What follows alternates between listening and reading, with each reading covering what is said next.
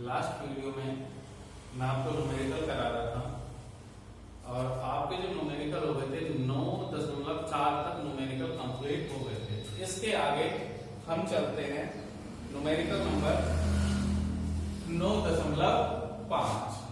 Numerical number 9.5 यानी कि chapter number 9 का अध्याय नंबर 9 का हमारा 5वां न्यूमेरिकल स्टार्ट हो गया। ठीक, अब इसमें क्या दे रखा है कि 0.25 व्यास के दो तार, यानी कि तार हैं हमारे पास। ठीक है, तार इस तरह से होता है ये।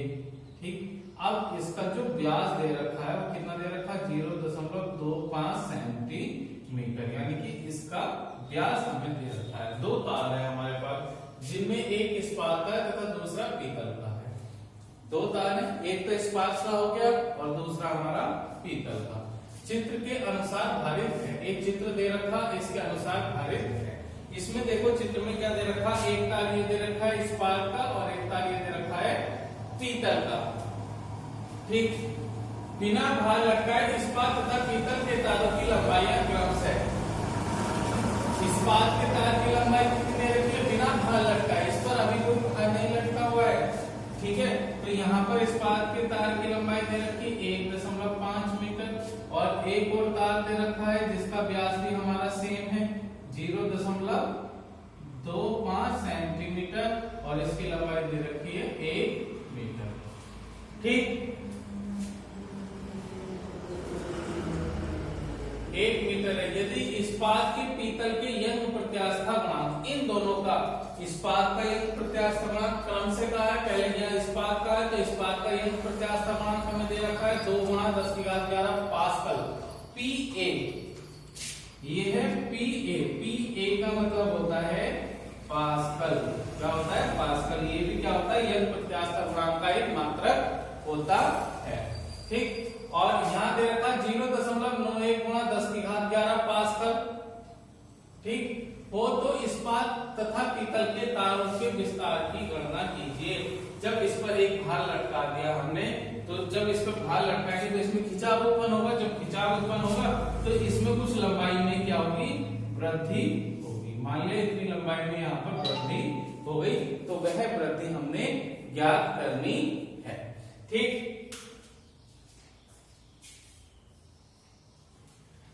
देखेंगे सवाल समझ में आ गया होगा क्या कह रहा है सवाल। तो यहां से आंसर करना स्टार्ट करता हूं मैं इसका। अब हमें सबसे पहले यंग प्रत्यास्था गुणांक होता क्या है, यहां पर लिख देता हूं यंग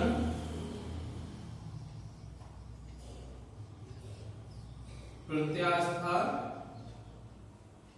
गुणांक y बराबर क्या होता है mgl पाई r स्क्वायर डेल्टा l, जहां y क्या होता है यंग प्रत्यास्था गुणांक, m क्या होता है द्रव्यमान, g क्या होता है g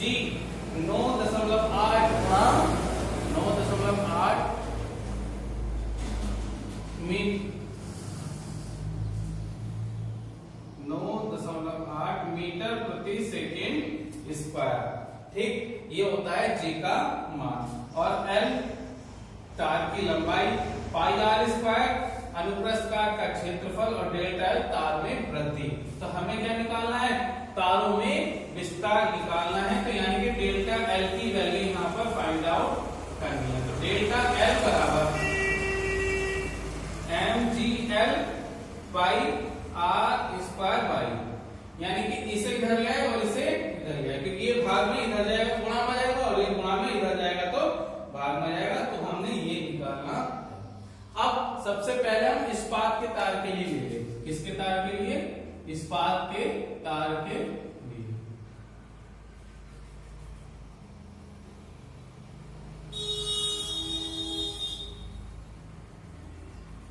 इस्पात के तार के लिए क्या क्या दे रखा, इस्पात के तार की लंबाई कितनी दे रखी 1.5 मीटर। यहाँ पर चित्र में देखेंगे कितनी दे रखी L बराबर 1.5 मीटर।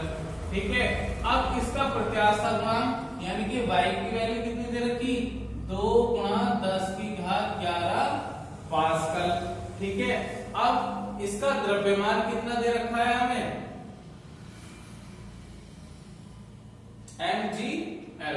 ठीक, व्यास कितना दे रखा है यहाँ पर, यानी कि डी की वैल्यू दे रखी है 0.25 सेंटीमीटर।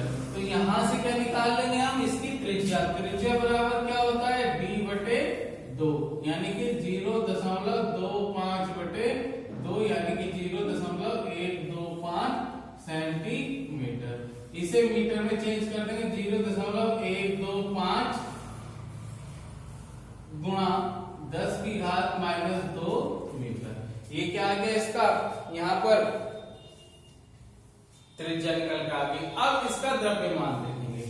अब चित्र में ध्यान से देखेंगे, यहाँ पर इस्पात के तार पर दो भार लटके हुए, एक तो ये भार हो गया प्लस एक ये भार हो गया, दोनों भार लटके हुए। ठीक है, इस पर जो वजन लगेगा वो इन दोनों भारों का लगेगा। ठीक, तो इसलिए दोनों भारों का योग क्या होगा, इसका कुल द्रव्यमान के बराबर हो जाएगा, यानी कि 6 + 4 = 10 किलोग्राम। क्योंकि यहाँ पर 4 किलोग्राम लगा हुआ है और यहाँ पर 6 किलोग्राम लगा हुआ है, तो इसलिए क्या आ गया, 10 किलोग्राम आ गया। अब यहाँ पर आ जाइए सूत्र से। ठीक, तो डेल्टा L बराबर, m की वैल्यू कितनी हुई 10, g की वैल्यू यहाँ पर हम 10 रख लेते, होती कितनी है 9.8 मीटर प्रति सेकंड स्क्वायर, परंतु हमने कैलकुलेशन आसान करने के लिए यहाँ पर 10 रख ली। ठीक है, और L की वैल्यू कितनी है यहाँ पर 1.5। ठीक, अब पाई की वैल्यू आप सभी को पता है कितनी होती है, 3.14। R की वैल्यू कितनी है, आई थी हमारी 0.125 गुणा 10⁻⁻2। स्क्वायर है तो दो बार गुणा में लिख लेंगे, 0.125 गुणा 10⁻⁻2। और y की वैल्यू दे रखी है यहाँ पर 2 गुणा 10⁻11। ठीक, जब हम इसे सॉल्व करेंगे, तो हमारा आ जाएगा 1.5 गुणा 10⁻⁻4 मीटर। ठीक है, तो इस्पात के तार में जो लंबाई में विस्तार हुआ वो कितना हुआ, 1.5 गुणा 10⁻⁻4 मीटर। ये मैंने लिख दिया डायरेक्ट। ठीक है, कैलकुलेशन आप अपने आप घर से करेंगे। अब इसके बाद पीतल के तार में भी विस्तार निकालना था, तो यहाँ पे लिख देंगे हम पीतल के तार के लिए। ठीक, पीतल के तार के लिए लंबाई कितनी हो गई, कितनी दे रखी, 1 मीटर। ठीक, यंग प्रत्यास्थ गुणांक कितना दे रखा है, यहाँ पर दे रखा है 0.91 गुणा 10⁻11 पास्कल। ठीक, अब इसका व्यास 0.25 सेंटीमीटर क्यों लिखा, क्योंकि दोनों तार का व्यास समान कहा था, तो इसकी त्रिज्या भी कितनी जाएगी 0.125 गुणा 10⁻⁻2 मीटर। ठीक, द्रव्यमान, यहाँ पर इसका द्रव्यमान देखेंगे। अब इस तार पे जो भार लटका हुआ है, केवल ये वाला लटका हुआ है, ये वाला नहीं इंक्लूड होगा इसमें। क्यों, क्योंकि ये भार तो आएगा ही नहीं, जुड़ेगा ही नहीं। ठीक है, क्योंकि ये तो ऊपर रह गया। अब इस पे जो भार लटका हुआ है, कितना लटका हुआ है 6 किलोग्राम, तो यहाँ पर इसका द्रव्यमान कितना हो जाएगा 6 किलोग्राम। ठीक, अब इसकी लंबाई निकाल लेंगे, डेल्टा L, वो हमने पहले सूत्र ज्ञात कर लिया है। यहाँ पर m की वैल्यू कितनी है 6 गुणा g की वैल्यू 10, L की वैल्यू 1 बटे पाई की वैल्यू 3.14। अब r की वैल्यू 0.125 गुणा 10⁻⁻2, r स्क्वायर है, तो इसलिए 0.125 गुणा 10⁻⁻2। ठीक, और क्या बचा यहाँ पर y, और इसका यंग प्रत्यास्थ गुणांक कितना दे रखा है 0.91 गुणा 10⁻11। ठीक, अब जब हम इसे सॉल्व आउट करेंगे, तो यहाँ पर डेल्टा L का मान आ जाएगा 1.3 गुणा 10⁻⁻4 मीटर। ठीक, तो यहाँ पे लिख देंगे हम अतः इस्पात तथा पीतल के तारों का विस्तार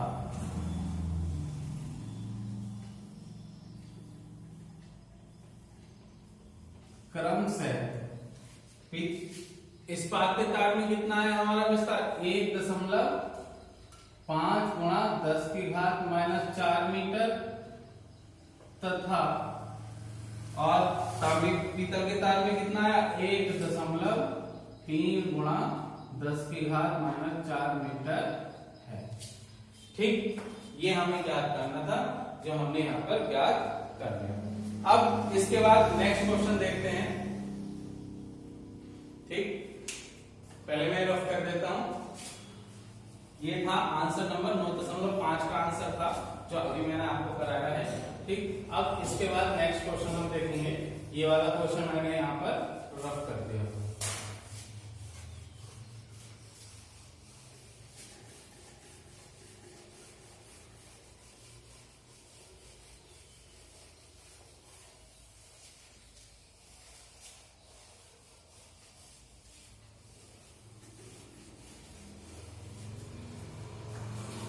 देखिए इसमें क्या दे रखा है, एल्यूमिनियम के किसी घन के किनारे 10 सेंटीमीटर लंबे हैं। एक एल्यूमिनियम है जिस क्या है एक घन है जिसके किनारे कितने हैं 10 सेंटीमीटर। ये यानी कि प्रति एक भुजा उसकी कितनी है 10 सेंटीमीटर की है। एक फलक किसी ऊर्ध्वाधर दीवार पर कसकर जड़ी हुई है। देखो चित्र के अनुसार समझा देता हूं मैं आपको। ये मान लिया एक दीवार है ऊर्ध्वाधर। ठीक, यहाँ पर एक घन हमारा जड़ा हुआ है। ठीक, ये एक घन है यहाँ पर एक घन बना लेता हूं।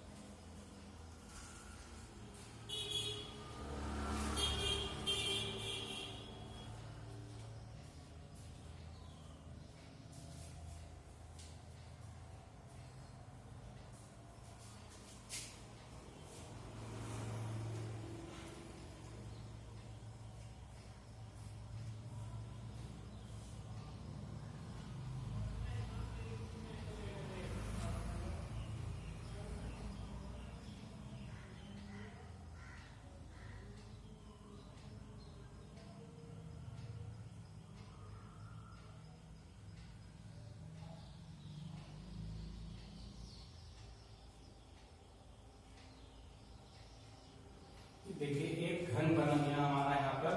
ठीक है, जिसका एक सिरा क्या है एक दीवार से कसकर जड़ा हुआ है। एक घन की सम्मुख फलक से 100 किलोग्राम का एक द्रव्यमान जोड़ दिया जाता है। ये एक फलक है जो कसकर जड़ा हुआ, इसके सम्मुख फलक क्या होता है ये वाली फलक हो गया। यहाँ पर क्या है हमने 100 किलोग्राम का एक द्रव्यमान इसमें जोड़ दिया। जब इसमें जोड़ दिया जाता है तो एल्युमिनियम का अपरूपण गुणांक 25 GPa। यहाँ पर क्या लिखा हुआ है 25 GPa। G का मतलब होता है गीगा और PA का अभी बताया था पास्कल। क्या होता है पास्कल। तो क्या बोलेंगे इससे 25 गीगा पास्कल। GPa नहीं बोलेंगे, इसे बोलेंगे 25 गीगा पास्कल। ठीक, इस फलक का ऊर्ध्वाधर विस्थापन कितना होगा आपने देखा होगा। जैसे यहाँ पर है, ठीक है, यहाँ पर कोई चीज है, जब इसमें कोई चीज हम लटकाएंगे भार लटकाएंगे तो क्या होगा इसमें झुकाव उत्पन्न होगा। यानी कि ये जो है थोड़ा थोड़ा अपना इस तरह से झुकाव इसमें उत्पन्न हो जाएगा।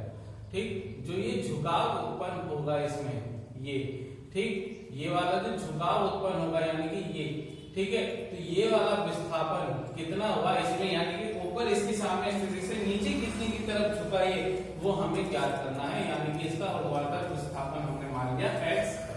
यहाँ पर लिख देता हूं आंसर में 9.6 का आंसर कर रहे हैं हम। ठीक, तो क्या लिखेंगे माना घन में ऊर्ध्वाधर विस्थापन x है। ठीक, अब हमें दे क्या रखा, ध्यान देंगे कि अपरूपण गुणांक। ठीक है, तो यहां पर लिख लेंगे अपरूपण गुणांक बराबर क्या होता है, अपरूपण गुणांक बराबर होता है प्रतिबल बटे विकृति। क्या होता है, अपरूपण गुणांक बराबर प्रतिबल बटे विकृति। अपरूपण गुणांक को हम जो प्रदर्शित करते हैं, किससे प्रदर्शित करते हैं, ईटा से। किससे प्रदर्शित करते हैं, ईटा से। प्रतिबल F/A और विकृति कितनी होती है, लंबाई में वृद्धि, यानी कि लंबाई में परिवर्तन बटे प्रारंभिक लंबाई। प्रारंभिक लंबाई मान ली हमने L और लंबाई में जो परिवर्तन हुआ वो कितना हुआ, x, यानी कि ऊर्ध्वाधर जो विस्थापन हुआ। ठीक, अब ईटा बराबर F किसके बराबर होता है, mg के, और A किसके बराबर होगा, ये घन है। ठीक है, घन का क्षेत्रफल, यहाँ पर अगर इसका एक फलक ले, इसका क्षेत्रफल क्या है, लंबाई गुणा चौड़ाई, तो इसका क्षेत्रफल कितना जाएगा, L स्क्वायर x/L। यहाँ से एक, यहाँ से एक, यहाँ से, तो ईटा बराबर कितना हो गया, mg/x, और L इसके गुणा में चला जाएगा। निकालना क्या है, हमने x फाइंड आउट करना है, तो x बराबर mg, ये इधर और ये इधर आ गया, यानी कि mg बटे L इंटू ईटा। अब देखिए वैल्यू हमें किस किस की दे रखी है, एल्युमिनियम के किसी घन के किनारे, यानी कि L की लंबाई दे रखी है 10 सेंटीमीटर, मीटर में चेंज कर देंगे 10 गुना 10 की घात -2 मीटर। G की वैल्यू होती कितनी है, 9.8, परंतु कैलकुलेशन आसान करने के लिए हम कितनी रखेंगे, 10 मीटर पर सेकेंड स्क्वायर। ठीक, अब इसकी एक फलक किसी ऊर्ध्वाधर कसकर जड़ी हुई है, इसके घन के सम्मुख फलक से 10 किलोग्राम का एक द्रव्यमान, यानी कि m की वैल्यू दे रखी है हमें 100 किलोग्राम का द्रव्यमान जोड़ दिया जाता है। एल्युमिनियम का अपरूपण गुणांक, अपरूपण गुणांक ईटा कितना दे रखा है, 25 गीगापास्कल। इसे हम पास्कल में कन्वर्ट करेंगे तो 10 की घात 9 से गुणा कर देंगे, तो किस में आ जाएगा, ये पास्कल में। अब सैर वैल्यू हमें पता है, हम x की वैल्यू यहां से फाइंड आउट कर लेंगे, तो x बराबर m की वैल्यू रखेंगे कितना, 100। ठीक, g की वैल्यू 10 बटे L की वैल्यू कितनी है, 10 गुणा 10 की घात -2। ठीक, और इसकी वैल्यू कितनी है, 25 गुणा 10 की घात 10 से 10 कैंसिल, ये ऊपर जाएगा तो प्लस की घात हो जाएगी, तो x बराबर 100 गुणा 10 की घात 2, 25 गुणा 10 की घात 2, 25 चौका 100, तो x बराबर 4, जब ये ऊपर जाएगी माइनस की हो जाएगी, तो 10 2 -9 कितने बचे, 4 गुणा 10 की घात -7 मीटर। यानी कि इसमें जो ऊर्ध्वाधर विस्थापन हुआ वो कितना हुआ, 4 गुणा 10 की घात -7 मीटर। तो यहां पर लिख लेंगे, अतः फलक का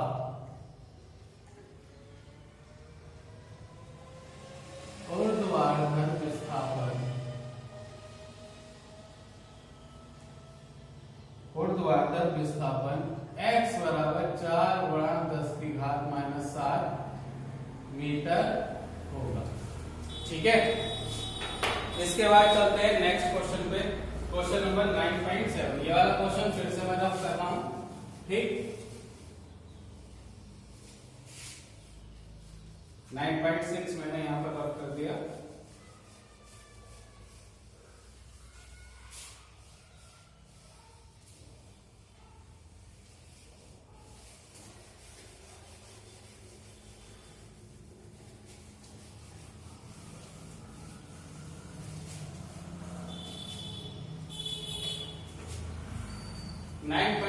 के देखा, मृदु इस्पात के 4 समरूप खोखले बेलनाकार स्तंभ 50,000 किलोग्राम द्रव्यमान के बड़े ढांचे को आधार दिए हुए हैं। यानी कि इस पर जो भार लटका हुआ है, कितना लटका हुआ है, कितना है, यानी कि 4 गोले हैं, ये इस तरह से इनके ऊपर क्या है 50,000 किलोग्राम का क्या है एक द्रव्यमान रखा हुआ है। और ये गोले कैसे हैं, खोखले हैं, यानी कि m की वैल्यू दे रखी है हमें कितनी 50,000 kilogram. Question number 9, answer number 9.7। प्रत्येक स्तंभ की भीतरी तथा बाहरी त्रिज्याएं क्रम से, भीतरी त्रिज्या हमने माना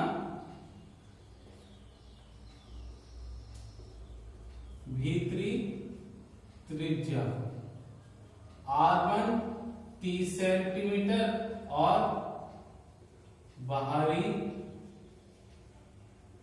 त्रिज्या R2 बराबर 40 सेंटीमीटर है।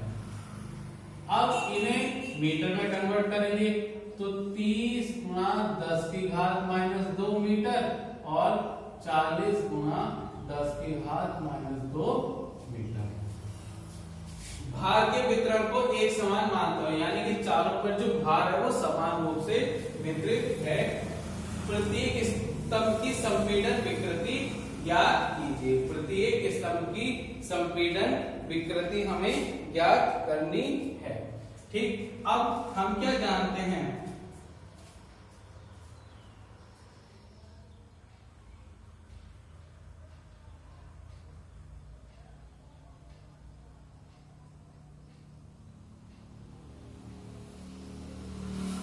अब देखो इसमें आगे दे रखा है, क्वेश्चन में लिखना भूल गया था, y बराबर 2 गुणा 10 की घात 11 पास्कल।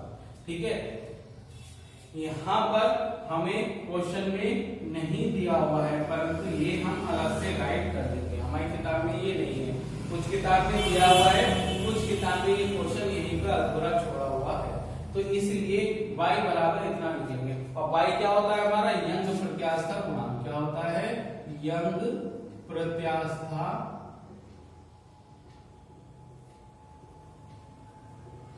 गुणांक बराबर क्या होता है, संपीड़न प्रतिबल बटे संपीड़न विकृति। ठीक, अब इसे y से रिप्रेजेंट कर लिया, प्रतिबल क्या हो गया F/A और संपीड़न विकृति कितनी हो गई डेल्टा L/L, यानी कि लंबाई में परिवर्तन बटे प्रारंभिक लंबाई। ठीक, y बराबर F किसके बराबर हो गया, mg के, और A किसके बराबर हो गया, स्तंभ कैसा है हमारा, कैसा होगा स्तंभ बेटा, इस तरह से होगा।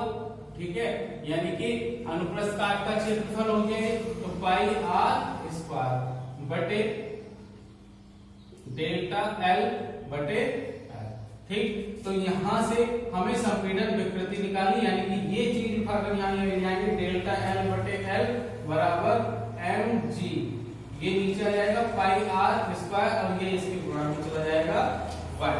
ठीक, अब हमें क्या निकालना है, यहाँ पर क्षेत्रफल ज्ञात करना है, यानी कि पाई r स्क्वायर की वैल्यू ज्ञात करनी है। ठीक, पहले m ज्ञात कर लेंगे। ठीक है, प्रत्येक स्तंभ का द्रव्यमान, प्रत्येक स्तंभ पर भार कितना हो जाएगा, mg बटे 4।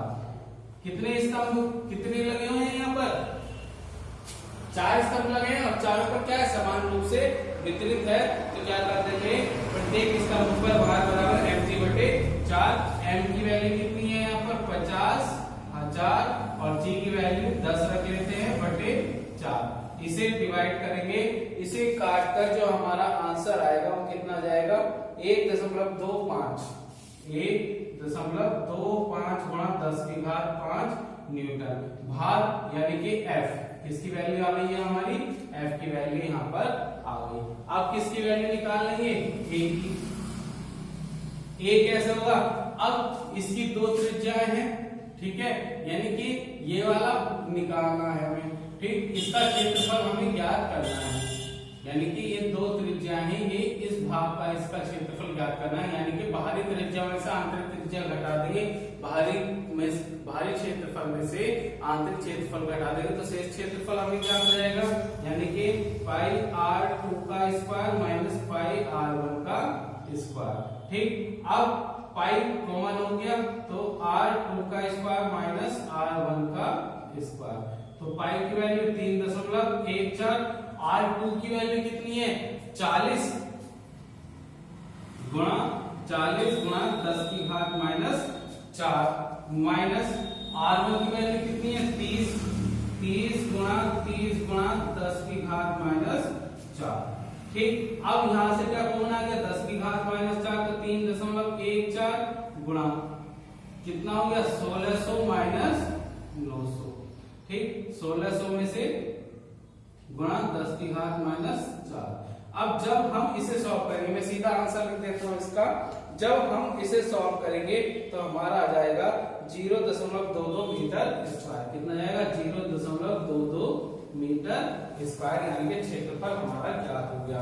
हमें संपीड़न विकृति निकालनी है, तो डेल्टा L बटे L बराबर कितना हो गया F अपॉन A। F की वैल्यू कितनी है 1.25 गुणा 10 की घात 5। A की वैल्यू कितनी है हमारी 0.22 और y की वैल्यू हमें कितनी दे रखी है 2 गुणा 10 की घात 11, तो डेल्टा L बटे L। जब हम इसे सॉल्व आउट करेंगे यानी कि सॉल्व करेंगे तो हमारा आ जाएगा 2.84 गुणा 10 की घात 6, 2.84 गुणा 10 की घात माइनस 6। इसका कोई यहाँ पर मात्रक नहीं होगा, क्योंकि विकृति जो है हमारी एक रीमाहीन राशि है। क्या है विकृति हमारी एक रीमाहीन राशि है। ठीक,